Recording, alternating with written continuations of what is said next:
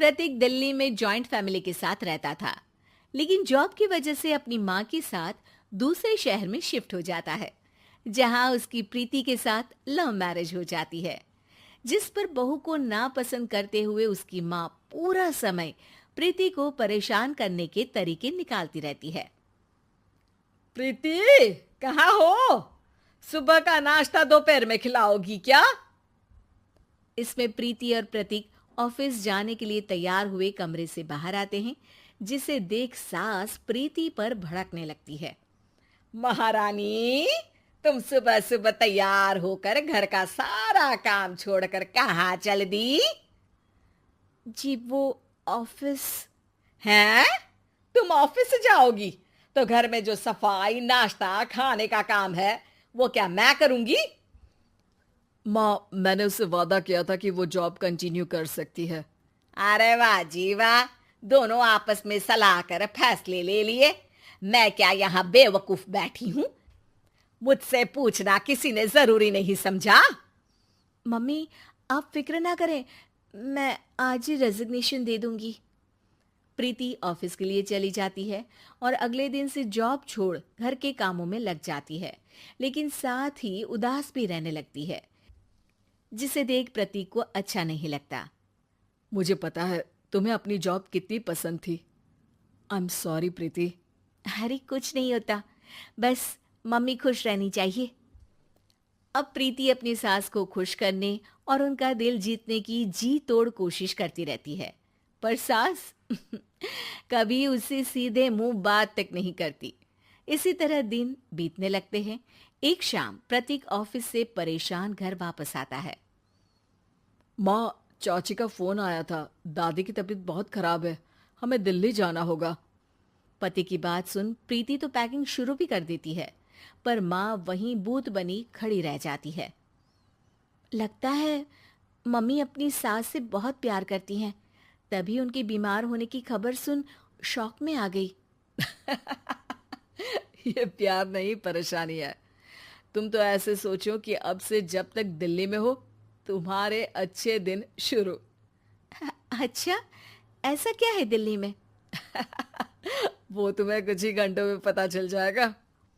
सास के रिएक्शन और पति की बात से कंफ्यूज्ड प्रीति दोबारा पैकिंग में लग जाती है, जिसके बाद कुछ घंटों का सफर तय कर तीनों दिल्ली पहुंच जाते हैं, जहां घर के अंदर पहुंचते ही लोगों की भीड़ देख प्रीति परेशान हो जाती है।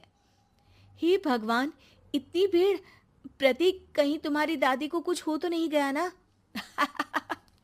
पागल, ये भीड़ नहीं, मेरा परिवार है। क्या? इसे तुम परिवार कहते हो? अरे इसे तो जिला घोषित कर देना चाहिए। तुम्हारा परिवार का तो अपना पर्सनल बिग बॉस बन सकता है। हैरान परेशान प्रीति परिवार वाले सदमे से बाहर निकली भी नहीं होती कि सिर पर पल्ला रखे शांत तरीके से सबके साथ बात करते हुए अपनी सास को देख उसे दूसरा सदमा लग जाता है। हाय राम, ये मम्मी का ऐसा भी कोई रूप है? ये तो मुझे पता ही नहीं था। ये तुम्हारी सास का ससुराल है। तभी प्रतीक की बहन बोल पड़ती है। यहाँ आपको ऐसी ऐसी चीजें देखने मिलेंगी जो सपने में भी सोची नहीं होंगी। हाँ, ये कुछ दिन तो बहुत इंटरेस्टिंग लग रहे हैं। सब एक साथ दादी के कमरे में जाते हैं, जहां पहुंचते ही उसे दादी की आवाज सुनाई देती है। क्यों रे, सास से मिलने की फुर्सत मिल गई? दूसरे शहर जाकर छूट क्या मिली? तुम तो भटकता पंछी बन गई। इतने समय में ये तक नहीं पूछा कि जिंदा भी हूं या मर गई। प्रीति की सास अपनी सास के पैर छूती है। अरे कैसी बात कर रही हैं मम्मी, आपको तो मेरी उम्र भी लग जाए। अरे बस कर, ये झूठी उम्र देने वाली बातों का दिखावा ना कर। तेरा बस चले ना तो जो मेरी बची कुची जिंदगी है वो भी अभी खत्म कर दे। अरे बहू कहाँ है? इस पर सास प्रीति को दादी से मिलवाती है। दादी प्रीति को बहुत प्यार देती है। क्यों बहू, तेरी ये सास परेशान तो नहीं करती ना? अगर करती है तो अभी बता दे, मैं इसकी क्लास लगा दूंगी। अरे कैसी बात कर रही हैं माँ जी, भला मैं क्यों किसी को परेशान करूंगी। प्रीति अपनी सास का ये रूप एंजॉय कर ही रही होती है कि तभी चाची वहां आकर प्रीति को अपने साथ ले जाती है। सास की क्लास लगते देख जो खुशी मिल रही थी वो तुम्हारे चेहरे से साफ पता चल रही थी, इसीलिए ले आई, क्योंकि अगर उन्हें पता चल जाता तो तुम्हारी खैर नहीं थी। थैंक यू चाची जी। चाची और प्रीति घर में झूले पर बैठी बात कर ही रही होती है कि उसकी सास भी वहां आ जाती है। मतलब यहाँ सारा काम मैं करूं और तुम बैठी हंसी ठिठोली करो। अरे चलो जाओ, खाना बनाओ।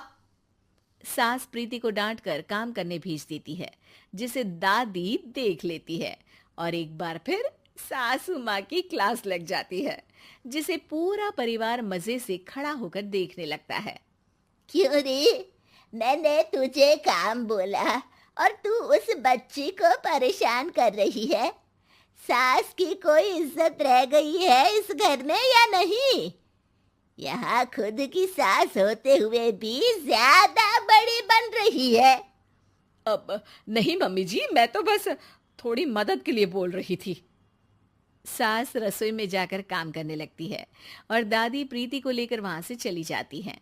इसी तरह एक हफ्ता बीत जाता है, जिसमें दादी अपनी बहू को डर, इज्जत और प्यार का फर्क समझाती रहती है और प्रीति उसका मजा लेती है।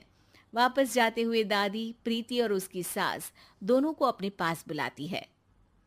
मेरी बहू जिद्दी और अड़ियल है, इसलिए उससे हमेशा सही काम करवाने के लिए मुझे सख्ती करनी पड़ती है।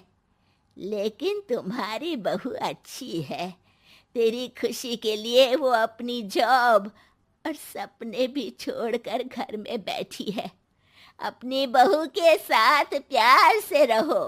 और प्रीति, अगर अभी भी तुम्हारी सास परेशान करे ना, तो फिर तुम्हें पता चल ही गया है कि शिकायत कहाँ करनी है। जी, अपनी सास की ससुराल में उनकी सासू माँ के पास।